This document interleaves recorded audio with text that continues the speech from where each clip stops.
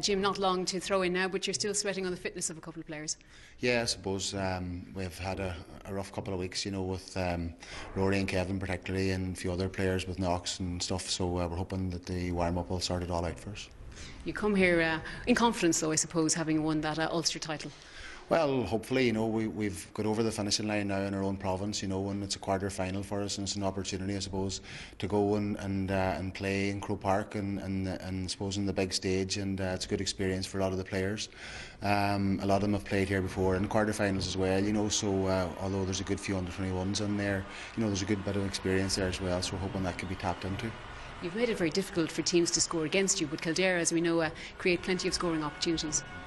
Well, I suppose, yeah. I suppose when you haven't got the ball, you have to work really hard, and that's what we've tried to do all year. And we've got a lot of rewards out of that. In the last day, I suppose, particularly in the second half, we got our offensive game fairly well, moving fairly well. So we'll be happy with that as well. I think out of the 11 points the last day, we kicked maybe 10 from play. So if we can maybe build on that today and take that dimension on a step further, you know, in this game, and hopefully moving forward, we'll be very happy. Yeah, and as you saw there, the Donegal team out onto the pitch here at Croke Park, to Croke Park this evening. Pat, you've been looking at this Donegal team. We saw Conor McFadden scoring a point there in the Ulster final, and to you, he kind of represents what Donegal in attack is all about. Well, he represents what Donegal. He's one of Donegal's longest serving players, and in a way he represents all the good and bad of Donegal for the last number of years. On his day, absolutely brilliant, but too many off days, too much inconsistency in his play, too much individualistic in his play at times, where he went for his own rather than working as a team player. But this year he has bought in, I think, as far as I know, Jimmy McGuinness is his brother-in-law, and he has bought into the work ethic and the ethos that Jimmy McGuinness has instilled into this player. And one thing, McFadden is still Donegal's highest score in the championship. He scored 112 to date, 1-5 from play. But what has impressed me is that, like I said, his work rate, he's seen back in the middle of the field, back in defence, and he's now operating very much as a team player. So certainly it just goes to show, you know, you can teach an old dog new tricks, and in the case of McFadden, Jimmy McGuinness certainly has taught him some new tricks, and he's been a revelation in this year's championship to date, and certainly Donegal's best forward. And I suppose sometimes, Colin, it's a question of thinking out a way, as Jim McGuinness perhaps has done, as to how to utilise a player to his best effect. Because in fairness maybe to Colin McFadden, there was times to be standing up there in attack in a fairly lonely role. Yeah, being an inside forward with Donegal and waiting for somebody to kick the ball in, you know, it's a pretty lonely place in there. But, you know, Pat has made reference to the fact he's more of a team player. He gives them a great option to with Freeze on the right-hand side of the pitch, being a left-footed player. And it's something the Kildare don't have, even though Johnny Doyle kicks them from nearly all angles. But McFadden certainly has improved his all-round game. But there must have been a lot of frustration there over the years playing with Donegal, because, you know, there was a certain level of commitment, there was problems of indiscipline. That all seems to have gone now under Jimmy McGuinness, and he's Marty was speculating on Rory Kavanagh coming in at midfield. The other one is David Walsh, I understand, coming in from Michael Murphy.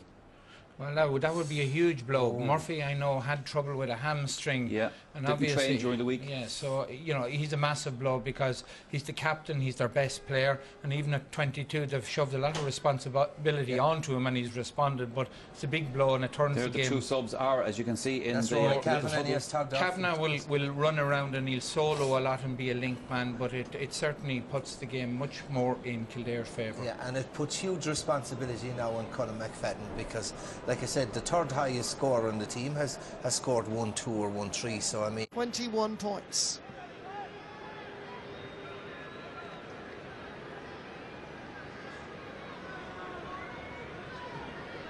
Certainly taking his time.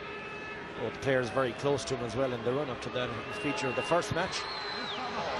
Going across the face of the goal. Kept in by Tomas O'Connor. Is this on target? Yes, it is. Morgan O'Flaherty, Owen O'Flaherty I should say, gets the first score for Kildare after just 2 minutes of play. Good work by O'Connor, knocking it out to his centre-half forward.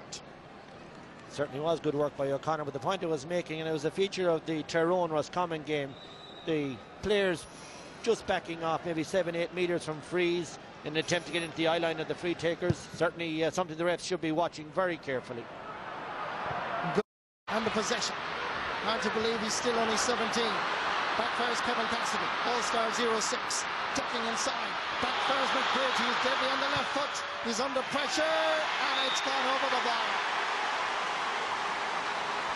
He'll be 18 next Friday. He really is a special talent. Has tremendous pace and has a really strong work ethic. David Walsh gets it eventually to Mark McHugh. Patrick McBride. Donegal need a little bit of a boost. A confidence booster arrives as Donegal get their second point of the match. Well, that was patience, wasn't it? Didn't seem to know where they wanted to go with it or what they wanted to do. Centre forward on the under-21 team that got to the All-Ireland a few seasons ago. Well capable of scoring this, and that's exactly what he's done. A while, actually, since either of these two teams scored, hasn't it? Robert Kelly lays it off to Ona Flaherty. Looking for O'Connor. Cool under pressure, Kildare. Johnny Doyle. Ball floating in. It's curling over the bar. Off the boot of Torrig O'Neill. It was a fantastic kick. That is from distance, coming across the ball. And Elastic. Well won on this particular occasion by Neil McGee from Guido. Comes instead to Ona Flaherty, going for his hat-trick of points. Ona Flaherty is the top scorer for Kildare. 2 points in play, one from a free. And the Lily Whites go 2 up.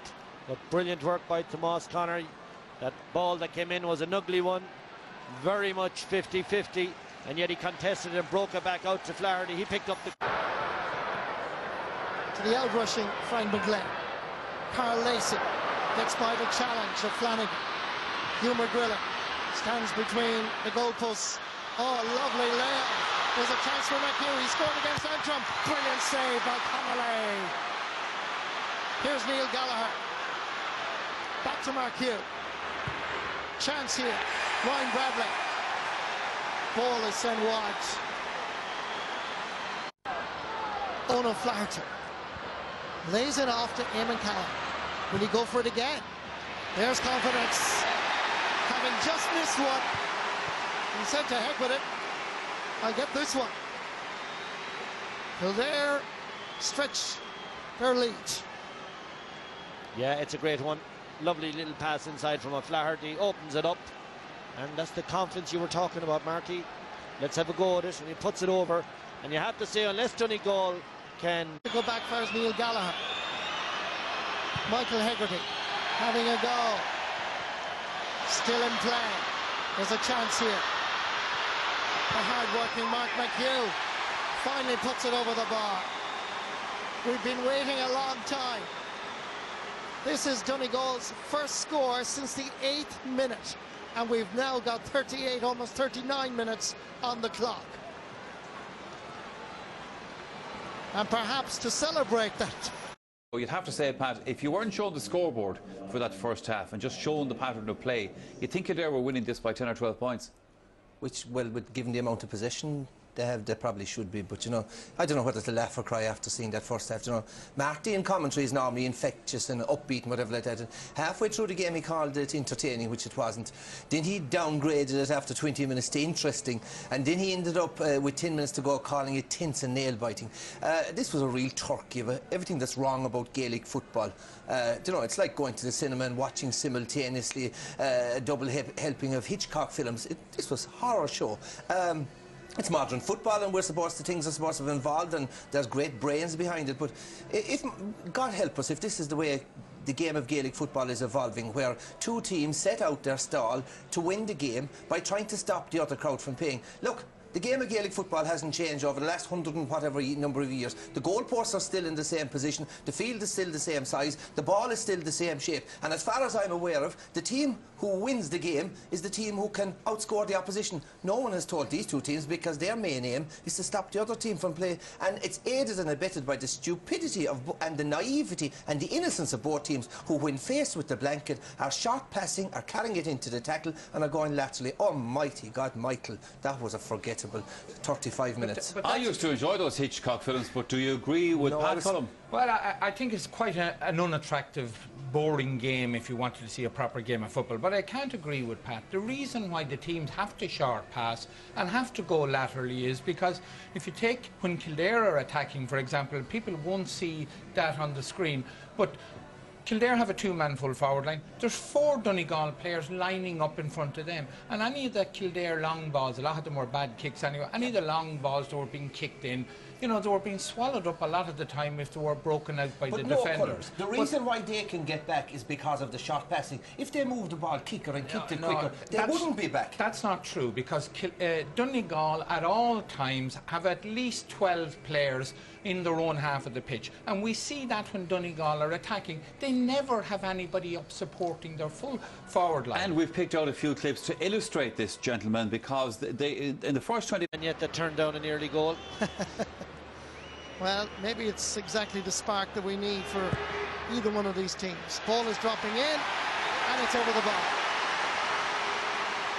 Owen O'Flaherty gets his second point from a free, and his 4th overall. Very nice strike, isn't it? Beautiful. Every point is going to count now, it's so tight. Wins that particular tussle. Mark McHugh under a bit of pressure from Emmett Bolton. Johnny Doyle. That is a really good effort. Put back up the post to O'Connor. But was he inside the small rectangle? The referee is going in for a consultation with his umpires. Tony Carney is the umpire on the goals. So he has to give it. It's come back off the post, bringing him on side as such. And he's disallowing it, Kevin. Goal disallowed. Let's watch this again. Was it a square ball? Not at all. Sure, look at, he stopped on the front of the line. He has to go in after it. Well, my opinion on that is that it's a perfectly legitimate goal. Normally when they come off the woodwork, they play everybody onside as such. And it's very difficult to be in before that. Here's Michael Murphy at the other end. And that's a very quick response by Donegal. Goal disallowed at the Davin end. Point scored at the Hill 16 end. David Walsh. Emmett Bolton. Defending well. Comes back fires Rory Kavanagh. Over the far side, it's Ryan Bradley. Challenged by Corey O'Neill. Referee says play on. That's a very good score. It took a lot of hard work from Ryan Bradley, but already we're beginning to have a lot more action in the second half in comparison to the first. Good refereeing by Coldrick as well, Kevin. Absolutely, and Bradley executes very well, but look at the break they've got with the goal, and they've really... Has had a very good campaign, particularly in Ulster. Backfires Rory Kavanagh. Carl Lacey. Late challenge in Kavanagh. Picks himself off the ground as Donegal retain that possession. Ryan Bradley again. Lays it off as Malloy. Onto the left post. That's a great score. Good play, Donegal. And already we have a much, much better second half. Well, every break that was going in that last little phase of play went to Donegal. They dropped it once or twice, got a hand to it, the ball broke back to a Donegal man, and eventually Malloy, who made a difference, gets a great score, great equaliser. Home club of course, Matt Gallagher, won an All-Ireland back in 1992. Well, there was a clash between McLaughlin for sure and David Walsh. David Walsh didn't statisticians have said that for there to win it, but this is very, very evenly poised, Marty.